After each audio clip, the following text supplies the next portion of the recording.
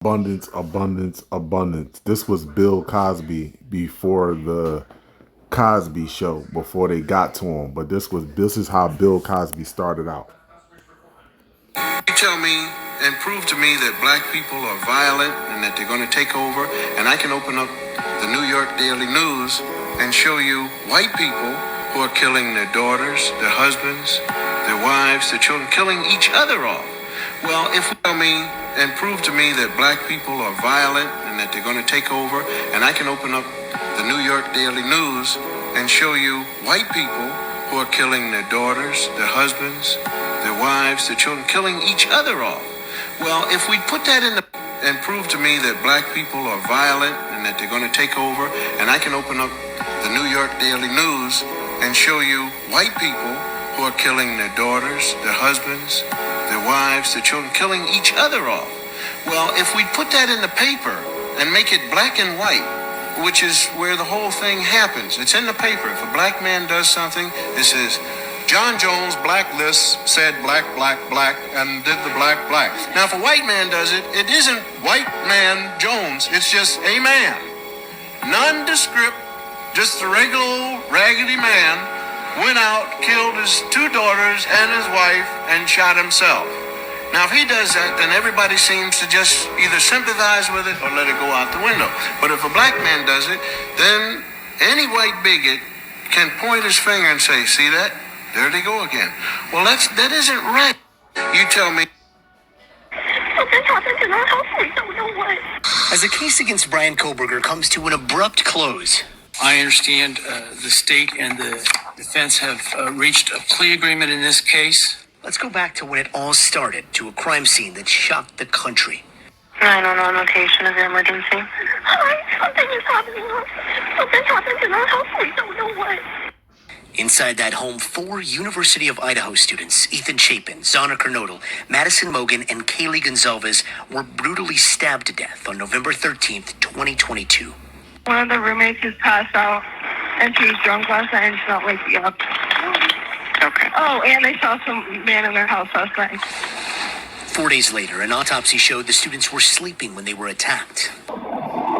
Less than a month later, police said a white Hyundai Elantra had been seen near the scene of the crimes, and police would later find out that white Hyundai Elantra had been registered to a PhD student in criminology. It wasn't long before that student became a person of interest and then a suspect. Detectives arrested 28-year-old Brian Christopher Kohberger in Albrightsville, Pennsylvania.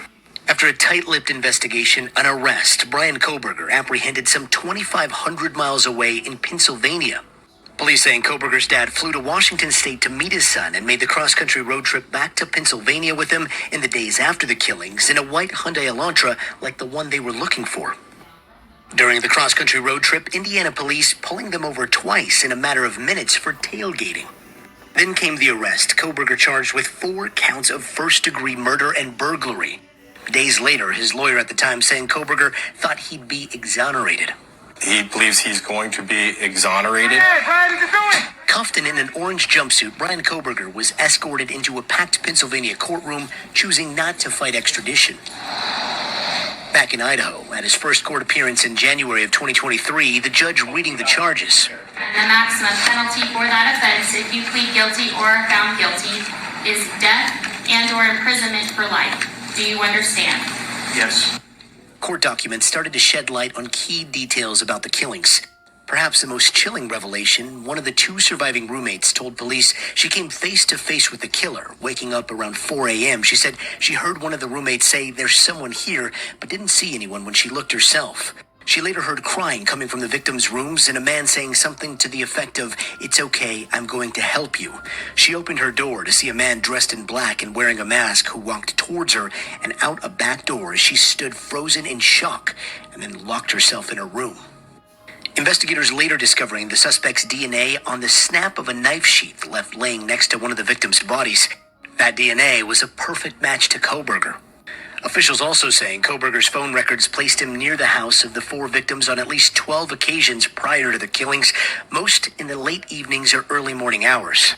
The night of the killings, his cell phone did not register on any of the towers located next to the house, leading investigators to think he turned off the phone sometime between the hours of 3 a.m. and 5 a.m., the same time as the murders. Now, after 2+ years of preliminary hearings and delays, as both sides were getting ready for a trial next month, came a shocking plea deal, and today, an admission of guilt. Are you pleading guilty because you are guilty? Yes. But the question of why, a motive, or where the murder weapon is today still remain unanswered. We thank you for watching, and remember, stay updated on breaking news and top stories on the NBC News app. Yeah, so you're going to tell me that P. Diddy case and trial is more important than a man that drove across state lines, broke into a dormitory house, and stabbed 4 children, 4 teenagers, 4 young adults in their sleep, and then drove back home, called his father, met up with his father, and then drove back home? But you're telling me Puff Daddy and his sexual activities that he liked, the things that he liked sexually, is more important than this outright cold killer right here? You gotta be kidding me. My people are so brainwashed to it's ridiculous. Do you know how hard it is for all complex cell organisms, more importantly the male, to suppress those violent characteristics that he wants to display? You know how hard it is for them to suppress it? When you share 96 to 98% of your DNA with a violent, cannibalistic, sexual deviant species, you will display those characteristics.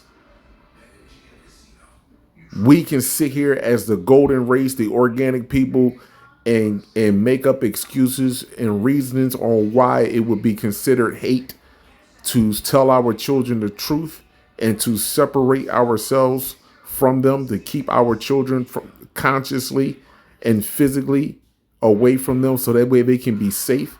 You can look at that as hate all you want, but it's going to get worse. The universe is going to reveal to you your impotent ability to recognize your true enemy versus the people or the programs they want you to believe that is your enemy. Abundance and gratitude to you all.